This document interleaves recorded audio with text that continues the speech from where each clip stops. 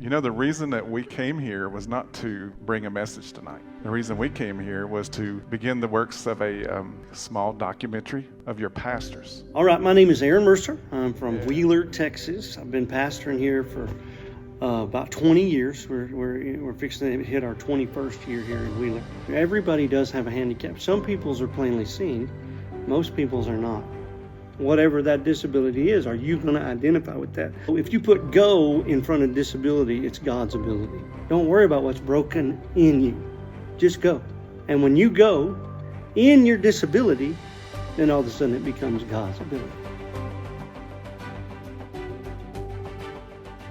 I'm Sonia Mercer, married to Aaron Mercer.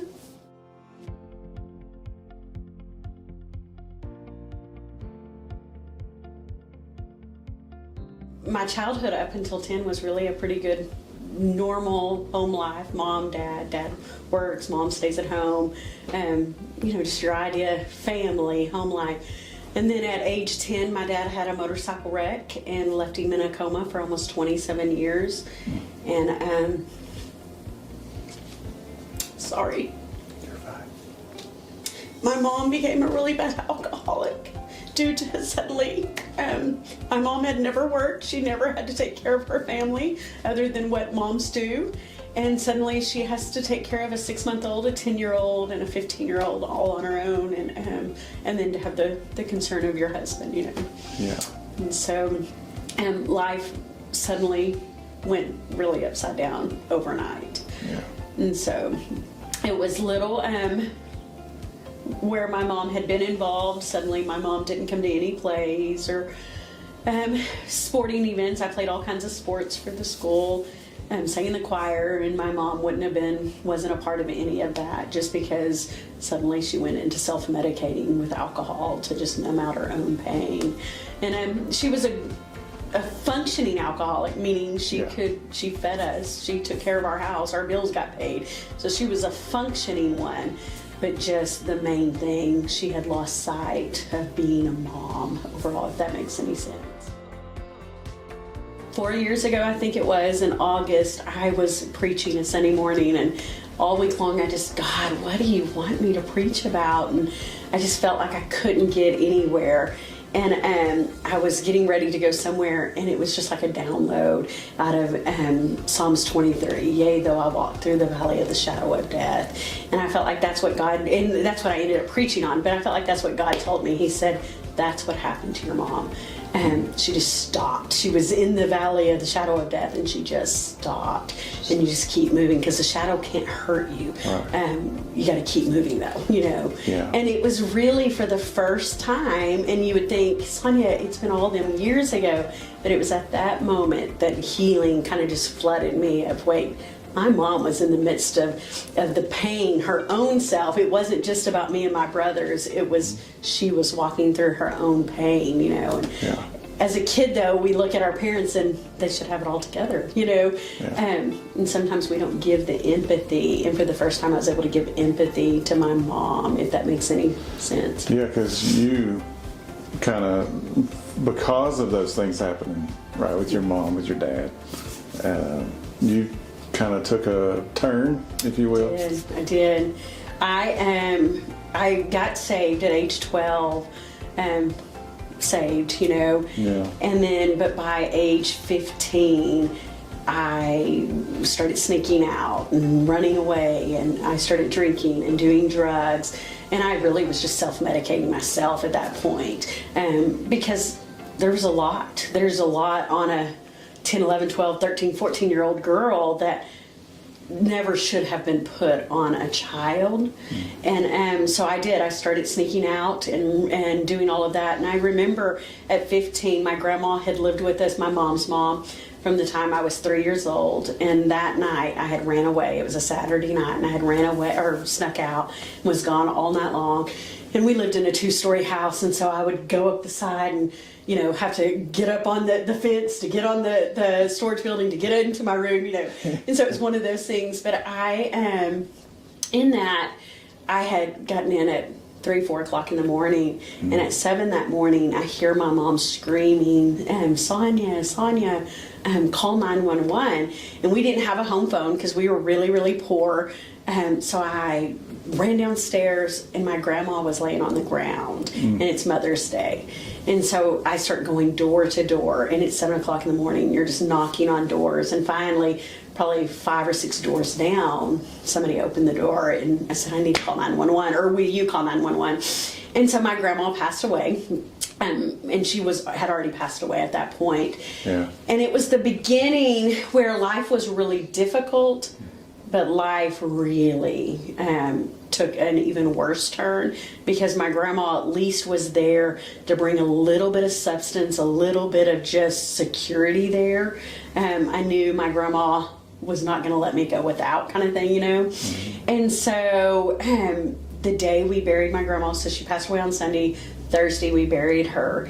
And my mom, my older brother, they went over to an uncle's house and they started drinking, and they were doing their own thing, and I was just left at home. My little brother was with her as well, and I was left at home, and I had a boyfriend and had a few friends, and they had their boyfriends all over, and honestly, we were up to no good.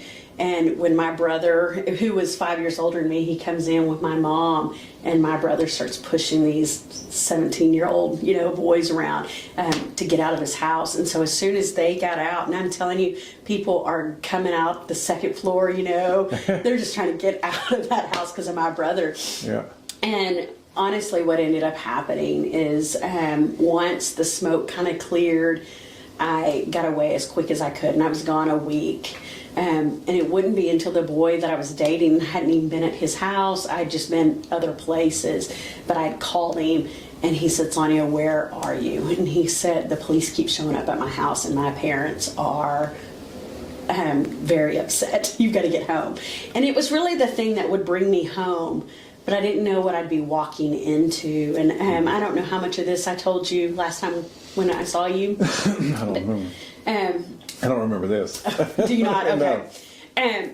And so I walked in, and it was just my mom and my little brother. My little brother would have been 5 at this point. And we had like one of those furnaces just those big furnaces that you could sit on or whatever, and they would get really, really hot. And so I was just standing there by it. And she kept saying, Sonia, where have you been? And I just refused to tell her. And my mom was a tiny little 4'11" woman, and she pushed me. And I just didn't say anything. Sonia, I'm going to ask you again, where have you been? And I didn't say anything, so she pushed me. And this went on 4 or 5 times. And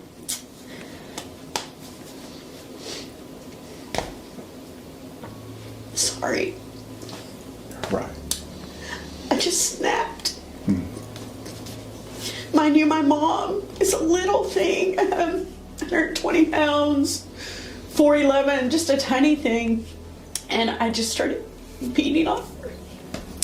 And so then all my family came in, and when they seen, of course, they're coming to her protection. But then it went into one of the worst beatings I've ever taken in my life. And I had uncles, and I had my older brother, and I just took beating after beating. And I had all kinds of earrings that had been ripped out at that point. My uncle had his knee in my belly as he's pounding my head up against the rail of my bed. And my mom walks in, and she says, get off of her. She's pregnant. And I was still a virgin. Even though I did all of that stuff, I wasn't willing to go that far, Yeah.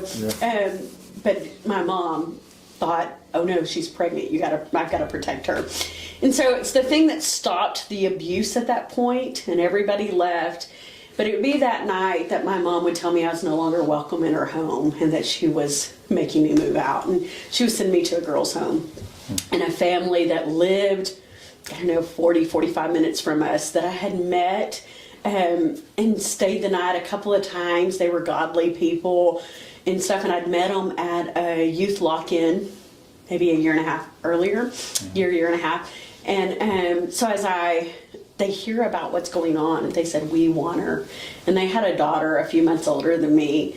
And I moved in with this family really thinking, oh, my mom's a pushover. I will be back at my mom's house by the end of summer and go back to school, And what I didn't expect is that I would encounter Jesus, and that they would pay to send me to summer camp where I'd meet Jesus and not just get saved, but I would know him.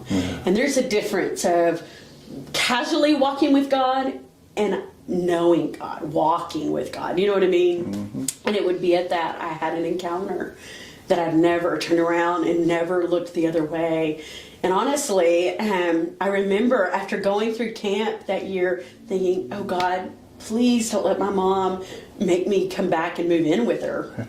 And so my fear or my thinking of wanting to move back suddenly went to, I don't want to move back. I don't want any of that past life. And so I never did move back in with my mom. That was the end of ever living with my mom from that point on. And I moved in with that couple, and things were wonderful. Like God was moving. I encountered Jesus. I was learning how to read my Bible and study and pray. And it was just not your ordinary walk with God. Like, it was like a Damascus moment, other than I didn't go blind, you know what I mean? Like Saul did. But I just really met him. I would be going about 2.5 years. I lived with them and got to be 18. I was just a few months beyond my 18th birthday. And there was just a little bit of division in the home. And these are phenomenal people. Today, I'll tell you that I love these guys because I am who I am, a big portion because of their investment. But I walked in after a Wednesday night service. They didn't go that night. And their daughter, who's a few months older than me, was sitting. They were all sitting on the couch, and they just told me that I had to move out. And honestly, you can imagine the hit, because now it's 2 times and 2.5 years of being rejected. And it would begin the whirlwind of, here I'm walking with God, and you have a choice. Am I going to keep walking with God? Am I going to get angry? Am I going to get mad? Or am I going to just say, God, I don't know, but I need you to be real. And honestly, it was the beginning of just a whirlwind.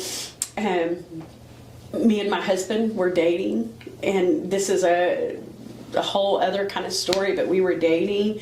And in the midst of that, he was being a man, and it was getting too close. Here I'm 18 and I can get married. And he said, I was just afraid of marriage.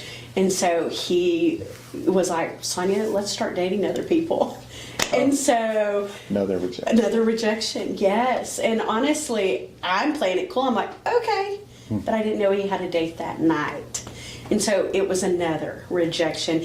And honestly, what I have felt, and I can see it today, at 46 years old, I can see it. The devil has been relentless. There has been rejection after rejection after rejection.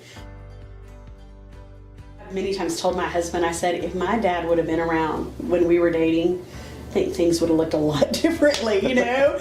And it would have, because he would have been there to protect me. Right. And he would just not have tolerated Right. some of the stuff. But I didn't have that dad. And then I had my mom, and then I had this wonderful family, and then I had Aaron. And honestly, you've met Aaron. Aaron is one of the nicest people I've ever met. But back in the day, and I've said, if I was who I am today, and you were who you were, I wouldn't even look at you. I wouldn't even give you the time of day, because he was just cocky. He thought he was God's gift to the whole world. And I'm like, you aren't God's gift to the world. I mean, you get to be a part of a gift, but you're not the gift kind of thing Jesus is. And honestly, at that moment, because he was so cocky, I remember one of us having a fight, and he looked at me, and he's fast. He just would come up with things, and he would say, Sonia, your mom didn't want you, this family didn't want you, I don't want you, nobody wants you. And I mean, what a just slap to the face. Yeah. Because I think that's really when the first time I realized, oh, none of these people have wanted me. You know what I mean? I don't think I had thought of it in my 16, 17, 18-year-old brain. These people really had not, and I'm probably 19 at this point, that I had really been rejected along the way. But it's interesting how the devil does that. You know, John 10:10 says the thief comes to steal, to kill, and to destroy, but I have come to give you life and give it more abundantly. And that's how we know it didn't come from God, because he came to give me life and give it more abundantly. And we know that the enemy is the one that has tried to stop me from the word go. And I've thought many times since I preached that message 4 years ago in August, I've just punched the devil in the face. I have not allowed him to destroy my life and to just cause me to go into that, spiral of whatever. But I've been able to just know I'm going to walk with God. I'm not going to turn my back on God. I'm not. And so obviously my side is so much different than Paul, Saul. But I think I've just stayed the course when it would have been sometimes easier in the natural, obviously not spiritually, because we know that walking with God is always going to be best. But there were times that it would have been easier to walk away from Aaron, from the church at that point. Today I can look at it and see, man, if I would have walked away, look at what I would have missed out on in the plan of God. And now we're in Wheeler and pastoring a church for 21 and a half years. And God has showed up and he has moved and he has done what only he could do. And I would have missed all of that. Hey, good morning, everyone. Welcome to Mountain Moving Monday. I just want to take a quick minute and I want to be vulnerable. Do you know, I have battled rejection most of my life. Most of the time, it's just dormant and it don't even affect me. And I'm not trying to confess something negative out of my mouth. Please don't misunderstand that. But the truth is it started when I was a child, and the devil has been relentless since and brought things my way in different relationships. But this morning I felt like the Lord told me, Sonia, I didn't give you a spirit of rejection, but I gave you a spirit of adoption out of Romans 8:15, that you can cry out, Abba, Father. The truth is my friend, I may have battled that, but the truth is God has never left me. He's never forsaken me. He didn't give me the spirit of fear, so I don't have to even hold on to that, because he did give me a spirit of adoption. And the same is true about you. Even if you have been rejected by your spouse, by your parents, by your family, by your friends, whatever the case may be, God did not reject you. He has never left you. He has never forsaken you. And you can cry out, Abba, Father, because he has given you the spirit of adoption. My friend, you have been adopted into his family. My mom didn't go to any of my sporting events, anything. And then I was the very first person in my family to graduate high school. And she missed my graduation.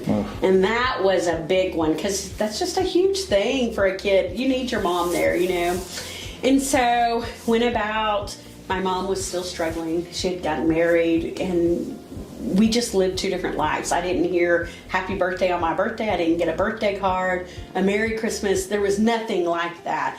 And mind you, my mom was amazing before my dad's wreck. And so all of this would have taken place over those years. But my mom ended up moving to Wheeler a few years before she passed away. And she radically got saved. She got set free from alcohol, and the life that I had known as a little girl suddenly was restored. And as little, this seems so little. Like, Sonia, why does that even matter? But it was a big deal in our family. What meal do you want for your birthday? What kind of cake do you want? What kind of ice cream? And suddenly, here I'm a grown woman. We're pastoring this church. I'm married, and my mom, every birthday, Sonia, what do you want? And it went back to that childhood of, and I know that stuff seems little, but there was restoration, And so my mom, I was restored back to that mom. And I think I told you this, when I visited with you a couple of months ago. Really what happened is I felt ripped off. My mom's been gone for almost 17 years last month. She passed away, and I just feel ripped off. And I know God is in the business of restoration. And obviously on this side of heaven, I won't ever have that, with my mom.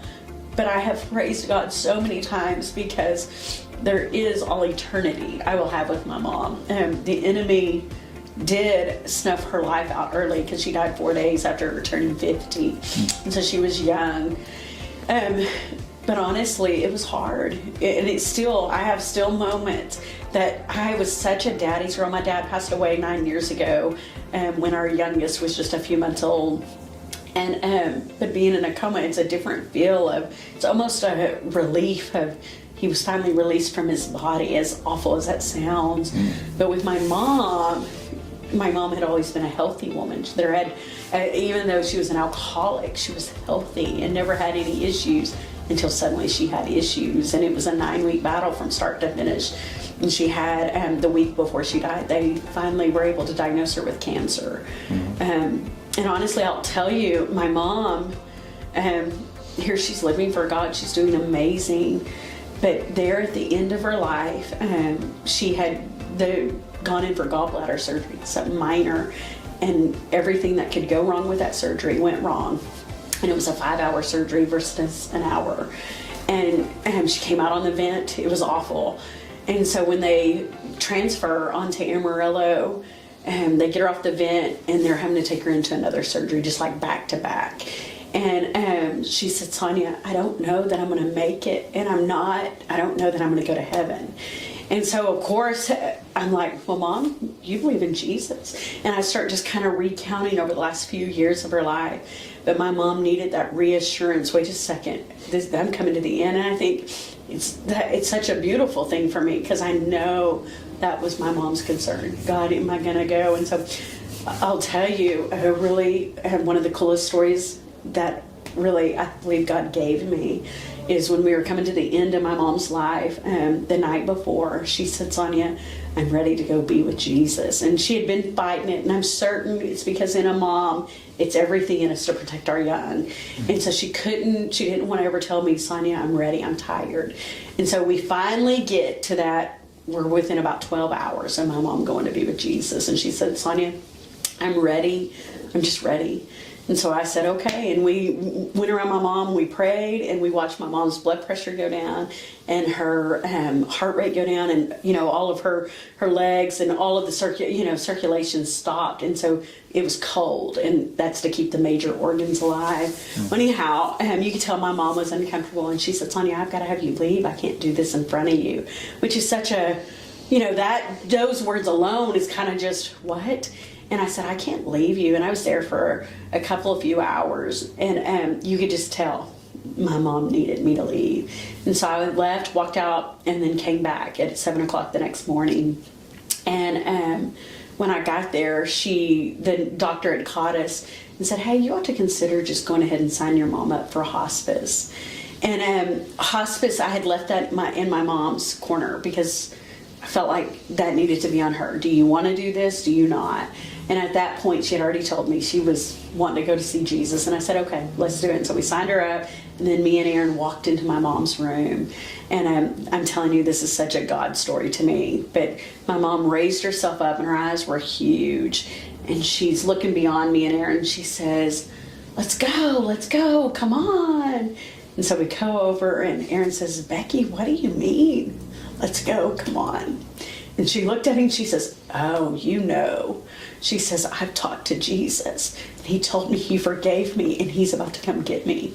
And we had within about an hour, and my mom, the nurses came in, and they had brought in a hospice nurse, and so just that quick. And she said, hey, if y'all step out, I'll give your mom a quick sponge bath.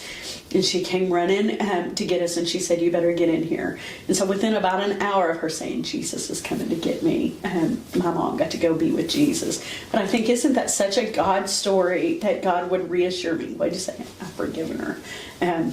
She's going to get to be with me, right. Be reunited with you one day, Yeah.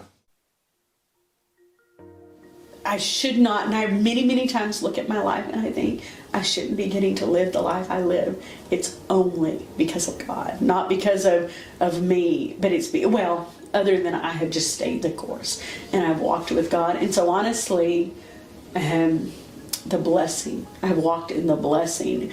Has there been hardness? Yes. Has there been hurt and pain along the way where it would have been easy to have walked away? Don't grow weary in well-doing, but in due season you will reap. Mm-hmm. And there would have been times that as growing weary, it would have been easier to have just walked away. But I can tell you today, just like that woman, I would have loved to have bypassed all of those hard moments, and never walked through it, but I wouldn't be who I am today. Right. And so I look at who I am today, and I think, God, you used what the enemy meant to destroy me, and you have been able to bring good out of it. And so would I like to skip all of those pieces? I promise you I would. But if I'd be a different person, I can't say I would, because I am walking in who God created me to be today. Not because of God. God did not put any of that. That all came because the enemy came in to destroy a young person's life, you know. And I believe, this is just my opinion, I believe we're threats to the enemy, and he sees a life. And that's why he comes in to snuff us out, or to try to label us with rejection, so that we never enter in and become all that God created us to be in life. So I want you to just hear this story real quick before we dismiss. It's been a few years ago, and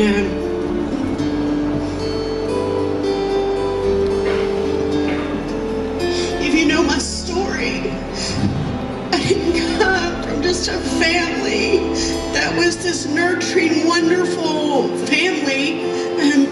I had an alcoholic for a mom who didn't come to any of my games. I would get home and she would be drunk most of the time, sitting at the table, and I would get yelled at a lot. And so I'd just go upstairs and go to bed. And so I most of the time didn't eat supper. That was just my life. And then I'd get up and my mom would be sleeping in. I had to set my own alarm and I'd go catch the bus because my mom had drank too much the night before. And so there was never family meals once we got to this stage in my life. And so to the story Erin was saying, I was in counseling actually a few years ago, and going to a strong man of God, and we're doing EMDR therapy, and he said, I go through it, and he said, can we just take a moment and invite Jesus into this moment with us? So we sat there and he prayed, and he just allowed God to download what only God can do. Because here I had walked all these years, but there was still that pain and that hurt, that why would a mom do what my mom did and was so absent, right?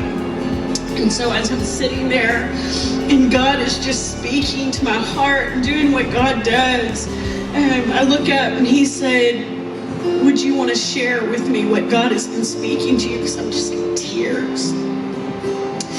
And I said,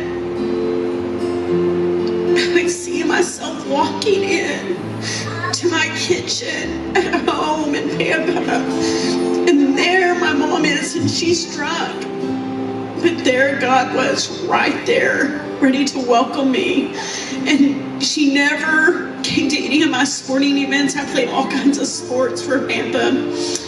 But I saw him, and he was right there on the front row, cheering me on. And so that I felt that God said, Sonia, I've always been there. I've never left you. I've never forsaken you. I have been there, and I love you, and I will never leave you. And that's your story.